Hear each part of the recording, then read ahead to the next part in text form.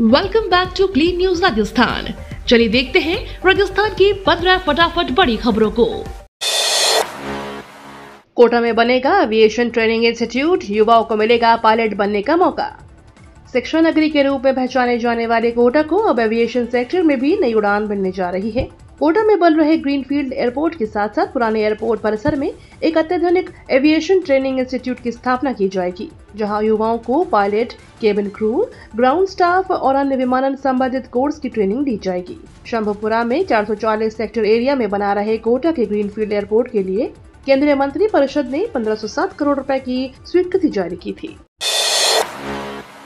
राजस्थान में कांग्रेस संगठन में बदलाव शुरू, पूर्व मंत्री ममता भूपेश बनी एससी विभाग की प्रदेशाध्यक्ष। राजस्थान में कांग्रेस के संगठन में बड़ा बदलाव करते हुए पार्टी ने पूर्व मंत्री ममता भूपेश को बड़ी जिम्मेदारी दी है। भूपेश को अनुसूचित जाति विभाग का प्रदेशाध्यक्ष नियुक्त किया गया है। राष्ट्रीय संगठन महासचिव केसी वेणुगोपाल ने आदेश जारी किए हैं। अब उन पर प्रदेश में दलितों को कांग्रेस के साथ जोड़े रखने की जिम्मेदारी होगी। ममता भूपेश की नियुक्ति पर पूर्व मुख्यमंत्री अशोक गहलोत ने भी प्रतिक्रिया जाहिर की है। उन्होंने एक्स पर लिखा, पूर्व कैबिनेट मंत्री श्रीमती ममता भूपेश को राजस्थान प्रदेश कांग्रेस के एससी विभाग का चेयरमैन नियुक्त किए जाने पर हार्दिक बधाई और शुभकामनाएं। मैं आशा करता हूं कि आप हमारे नेता मल्लिकार्जुन खड़गे और राहुल गांधी द्वारा लड़ी जा रही सामाजिक न्याय की लड़ाई को और मजबूती देंगी। ट्रांसफर बैन की आड़ में शिक्षा विभाग में खुलेआम भ्रष्टाचार, डोटासरा ने लगाया राजस्थान सरकार पर बड़ा आरोप। राजस्थान कांग्रेस प्रदेशाध्यक्ष गोविंद सिंह डोटासरा ने शिक्षा विभाग में तबादलों और पदस्थापना को लेकर एक बार फिर भाजपा सरकार पर तीखा हमला बोला है। डोटासरा ने ट्वीट करते हुए आरोप लगाया कि ट्रांसफर बैन की आड़ में शिक्षा विभाग में खुलेआम भ्रष्टाचार का खेल चल रहा है और इसमें मुख्यमंत्री कार्यालय भी दबाव में है। डोटासरा ने कहा कि सरकार एक तरफ तो तबादलों पर बैन का ढोल पीट रही है, लेकिन दूसरी ओर शिक्षा विभाग बैकडोर से भ्रष्टाचार की पर्ची कटाने वालों को मनमानी पोस्टिंग दे रहा है। उन्होंने तंज कसते हुए लिखा कि ऐसा लगता है कि शिक्षा मंत्री मान बैठे हैं कि शिक्षा सुधार का सबसे बड़ा हथियार केवल ट्रांसफर करना है। सरिस्का में पर्यटकों के लिए नई सुविधाएं तैयार, 1 अक्टूबर से खुलेगा नया पर्यटन सीजन। जिले के मुख्य पर्यटन केंद्रों में शुमार सरिस्का टाइगर रिजर्व पुनः अपने पुराने ढंग में लौटने लगा है। बाघ विहीन होने के काले अध्याय को पीछे छोड़ अब सरिस्का बाघों से फिर आबाद हो रहा है। फिलहाल सरिस्का में टाइगर की संख्या 48 तक पहुंच चुकी है, जो कि सरिस्का को नई संजीवनी देने का कार्य कर रही है। सरिस्का में बढ़ती टाइगरों की संख्या और उनकी अच्छी साइटिंग के चलते हर साल यहां देसी और विदेशी पर्यटक बड़ी संख्या में सफारी के लिए पहुंच रहे हैं। आगामी 1 अक्टूबर से शुरू होने वाले नए पर्यटन सीजन के लिए पर्यटकों की संख्या में बढ़ोतरी करने का प्रयास सरिस्का प्रशासन की ओर से किए जा रहे हैं। इसके लिए पर्यटकों की सुविधा के लिए सरिस्का में कई कार्य किए जा रहे हैं। जोधपुर को वंदे भारत की सौगात, अब दिल्ली पहुंचना होगा आसान। राजस्थान के जोधपुर शहर को रेल यात्रा के क्षेत्र में एक बड़ी सौगात मिली है। रेल मंत्रालय ने जोधपुर से जयपुर होते हुए दिल्ली के लिए वंदे भारत ट्रेन संचालन को अंतिम मंजूरी दे दी है। इससे न केवल जोधपुर और जयपुर के बीच यात्रा का समय घटेगा, बल्कि दिल्ली तक का सफर भी पहले से ज्यादा आरामदायक और तेज हो जाएगा। इस अहम फैसले की जानकारी केंद्रीय संस्कृति और पर्यटन मंत्री गजेंद्र सिंह शेखावत ने दी। उन्होंने रेल मंत्री अश्विनी वैष्णव को इस फैसले के लिए धन्यवाद देते हुए कहा कि यह ट्रेन जोधपुर जयपुर दिल्ली मार्ग से यात्रियों के लिए ऐतिहासिक सौगात होगी। दिल्ली में रंग लाया सीएम भजनलाल का प्रयास, केंद्र सरकार 697 करोड़ से अधिक की अतिरिक्त राशि शीघ्र करेगी जारी। राजस्थान के मुख्यमंत्री भजनलाल शर्मा के विशेष प्रयासों से केंद्र सरकार ने राजस्थान में आईसीटी, स्मार्ट क्लासेस और साइंस लैब की स्थापना के लिए 697 करोड़ रुपए की अतिरिक्त राशि शीघ्र जारी करने की सहमति प्रदान की है। शर्मा ने हाल ही में नई दिल्ली में केंद्रीय शिक्षा मंत्री धर्मेंद्र प्रधान से मुलाकात कर केंद्र से प्रदेश को मिलने वाली सहायता और अनुदान के संबंध में चर्चा का अनुरोध किया था। इस राशि से प्रदेश के राज्य के विद्यालयों की आईटी अवसंरचना सशक्त होगी और विद्यार्थी वैज्ञानिक दृष्टिकोण विकसित कर नवीन प्रयोगों और अनुसंधान में सहभागिता कर सकेंगे। राजस्थान में फिर शुरू हुई भारी बारिश, नदी नाले उफान पर, मौसम विभाग ने जारी किया अलर्ट। राजस्थान में एक बार फिर मानसून सक्रिय हो चुका है। राज्य के कई जिलों में गुरुवार को भारी बारिश का दौर चला। मौसम केंद्र के अनुसार पूर्वी राजस्थान और आसपास के एमपी के ऊपर एक परिसंचरण तंत्र बना हुआ है। इसके असर से आगामी एक सप्ताह राज्य के अधिकांश भागों में मानसून पुनः सक्रिय होने की प्रबल संभावना है। मौसम केंद्र के अनुसार दक्षिणी व दक्षिण पूर्वी भागों में कहीं कहीं भारी अति भारी बारिश की गतिविधियां आगामी 3 से 4 दिन जारी रहेगी। शेष अधिकांश भागों में मध्यम से तेज बारिश होने की संभावना है। पश्चिमी राजस्थान के जोधपुर बीकानेर संभाग के कुछ भागों में भी 22 से 29 अगस्त के दौरान बारिश की गतिविधियों में बढ़ोतरी होने की प्रबल संभावना है। राजस्थान में मंत्रिमंडल विस्तार का काउंटडाउन शुरू, छत्तीसगढ़ फॉर्मूले पर बनेंगे 6 नए मंत्री। राजस्थान में मंत्रिमंडल विस्तार को लेकर सियासी हलचल तेज हो गई है। सूत्रों के हवाले से खबर है कि बीजेपी के शीर्ष नेतृत्व में मंत्रिमंडल विस्तार को हरी झंडी दे दी है। मुख्यमंत्री भुजनलाल शर्मा के हाल ही में दिल्ली दौरे पर और पार्टी के केंद्रीय नेताओं के साथ उनकी मुलाकातों ने इस संभावना को और बल मिला है। माना जा रहा है कि जल्द ही राजस्थान में मंत्रिमंडल का विस्तार होगा, जिसमें 6 नए मंत्रियों को शामिल किया जा सकता है।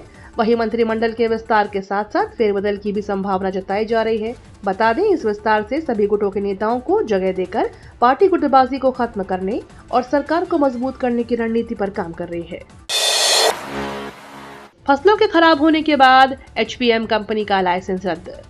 किसानों की शिकायतों और जांच रिपोर्ट के आधार पर केंद्रीय कृषि मंत्री शिवराज सिंह चौहान के निर्देशों पर राजस्थान की एचपीएम केमिकल्स और फर्टिलाइजर्स लिमिटेड कंपनी के खिलाफ कड़ी कार्रवाई की गई है। राजस्थान सरकार ने अपनी कंपनी का लाइसेंस रद्द करते हुए उसके सभी कीटनाशक उत्पादकों के निर्माण, बिक्री और वितरण के तत्काल प्रभाव से रोक लगा दी है। कंपनी के जाँच सैंपल फेल होने के बाद उसके खिलाफ एफआईआर की कार्रवाई की गई है।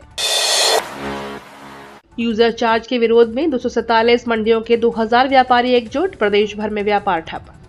यूजर चार्ज के विरोध में प्रदेश भर के व्यापारियों ने कल विरोध जताया है। जयपुर खाद्य पदार्थ और व्यापार संघ, राजस्थान व्यापार संघ तथा किराना, तेल, पशु आधार, मसाला आदि विभिन्न व्यापारिक संगठनों ने संयुक्त तत्वाधान में कुकरखेड़ा मंडी परिसर में एक बड़ी बैठक आयोजित की गई। इस बैठक में राजस्थान के 247 मंडियों से जुड़े लगभग 2000 व्यापारी शामिल हुए और राज्य सरकार द्वारा लगाए गए यूजर चार्ज को तत्काल प्रभाव से वापस लेने की मांग की। जैसलमेर में फिर मिली डायनासोर जीवाश्म की निशानियां, वैज्ञानिक और स्थानीय लोग उत्साहित। जैसलमेर जिले के फतेहगढ़ क्षेत्र के मेगा गांव में डायनासोर जीवाश्म जैसी आकृतियां मिलने से इलाके में उत्साह का माहौल है। माना जा रहा है कि यह जैसलमेर में डायनासोर से जुड़े जीवाश्मों की 5वीं खोज हो सकती है। बुधवार को गांव के एक झील की सफाई और गहरी खुदाई के दौरान ग्रामीणों को हड्डियों और पत्थरों पर बने अजीबोगरीब निशान दिखाई दिए। सबसे पहले गांव के निवासी श्याम सिंह ने अवशेषों की जानकारी प्रशासन और भारतीय पुरातत्व सर्वेक्षण को दी। दुकानों पर टूटा पीला पंजा, नगर परिषद ने ध्वस्त की सब्जी मंडी की 36 दुकानें। राजस्थान के धौलपुर शहर को अतिक्रमण से मुक्त करने के लिए नगर परिषद ने गुरुवार को बड़ा अभियान चलाया। पुरानी सब्जी मंडी और जगदीश तराई क्षेत्र में अवैध रूप से बनी दर्जनों पक्की दुकानों को बुलडोजर से ढहा दिया गया। इस कार्रवाई से स्थानीय व्यापारियों में नाराजगी देखी गई, लेकिन प्रशासन का कहना है कि यह कदम शहर को जाम और व्यवस्था को बचाने के लिए जरूरी था। नगर परिषद की टीम ने सुबह मित्तल कॉलोनी के पास कार्रवाई शुरू की। यहाँ सड़क पर अवैध रूप से बनी एक दर्जन से अधिक पक्की दुकानों को बुलडोजर से तोड़ दिया गया। इसके बाद टीम भारी पुलिस बल के साथ पुरानी सब्जी मंडी पहुंची। यहाँ 3 बुलडोजरों की मदद से 2 दर्जन से अधिक दुकानों को जमींदोज कर दिया गया। झारखंड से चला ट्रक राजस्थान में आया पकड़, 3 करोड़ 61 लाख का डोडा पोस्त बरामद। नार्कोटिक्स कंट्रोल ब्यूरो की जोधपुर जोनल यूनिट ने ऑपरेशन प्रहार के तहत मादक पदार्थों की तस्करी के विरुद्ध बड़ी कामयाबी हासिल की है। एनसीबी ने जालौर जिले के सांचौर में एक ट्रक से अवैध रूप से ले जाया जा रहा 2413 किलो डोडा पोस्त बरामद किया है। ट्रक गुजरात नंबर का था। यह झारखंड से रवाना हुआ था और इस खेप को बाड़मेर पहुँचाना था, लेकिन इससे पहले ही एनसीबी ने इसे पकड़ लिया। बरामद मादक पदार्थ की अंतर्राष्ट्रीय बाजार में अनुमानित कीमत 3 करोड़ 61 लाख रुपए आंकी गई है। मौके से एक ट्रक ड्राइवर को हिरासत में लिया गया है। एनसीबी ने एनडीपीएस कानून के तहत मामला दर्ज कर कार्रवाई शुरू की है। एसआई पेपर लीक, महिला कांस्टेबल ने 14 लाख में खरीदा पेपर, इंटरव्यू में फेल, अब एसओजी ने किया गिरफ्तार। राजस्थान पुलिस में सब इंस्पेक्टर भर्ती परीक्षा 2021 पेपर लीक मामले में एसओजी का एक्शन लगातार जारी है। अब एसओजी ने एक महिला कांस्टेबल को इस मामले में गिरफ्तार किया है। उसने 14 लाख रुपए में एसआई भर्ती का पेपर खरीदा। लीक पेपर पढ़कर उसने लिखित परीक्षा तो पास कर ली, लेकिन साक्षात्कार में कम नंबर आने के कारण उसका मेरिट लिस्ट में चयन नहीं हुआ।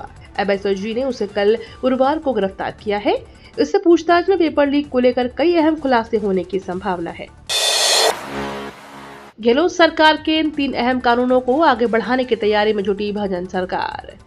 राजस्थान की भजनलाल शर्मा सरकार ने पूर्ववर्ती अशोक गहलोत सरकार द्वारा पारित 3 अहम कानूनों को आगे बढ़ाने की तैयारी कर ली है। मुख्य सचिव की अध्यक्षता में पिछले दिनों हुई सचिव स्तर की बैठक में gig workers, minimum income guarantee तथा राइट टू हेल्थ कानूनों को लेकर चर्चा हुई है। मुख्य सचिव ने पिछली सरकार के समय बने 3 कानूनों की समीक्षा कर इन्हें लागू करने के निर्देश दिए हैं। मुख्य सचिव ने कहा कि गिग वर्कर्स के लिए बने कानून को प्रभावी रूप से लागू करने के लिए इनकी समीक्षा की जाए। वहीं मिनिमम गारंटी इनकम एक्ट के नियमों की भी फिर से समीक्षा की जाए। इसके लिए वित्त विभाग को कहा गया है। इसके अलावा स्वास्थ्य के अधिकार कानून को लागू करने में आ रही कठिनाइयों को दूर करने के लिए मौजूदा नियमों की समीक्षा करने को भी कहा गया है। ऐसे में यह कानून जल्द लागू किए जाने की उम्मीद है।